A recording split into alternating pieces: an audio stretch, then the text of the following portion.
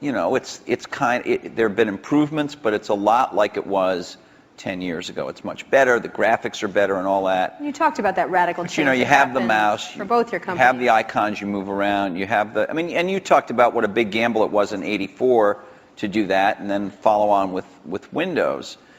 We still essentially have that approach, and I'm just wondering, is that going to change? Touch, ink, speech, vision. Those things come in, but they don't come in as a radical substitute. I think you're also underestimating the degree of evolution because you've lived with it year by year. You know, say we'd sent you away for 10 years and you came back and you said, wow, there's a search paradigm, and that's more at the center of how you find these things. There's tagging, that's more at the center of how you find these things.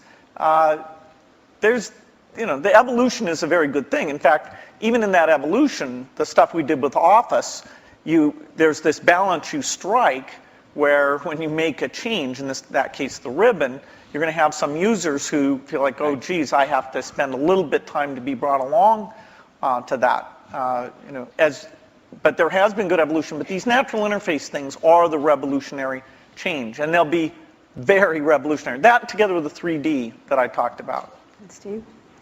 I know you're working on something. It's going to be beautiful. We'll see it soon. Yeah, you know, you can't talk about it, but Bill discusses all his secret plans. You don't discuss any of them. I know it's not fair, but it's. I think the question is a very simple one, which is how much of the really revolutionary things people are going to do in the next 5 years are done on the PCs, or how much of it is really focused on the post-PC devices. And there's a real temptation to focus it on the post-PC devices because it's a clean slate, and because there are more focused devices, and because they don't have the, they don't have the legacy of these zillions of apps that have to run in zillions of markets. And so I think there's going to be tremendous revolution in the experiences of the post-PC devices.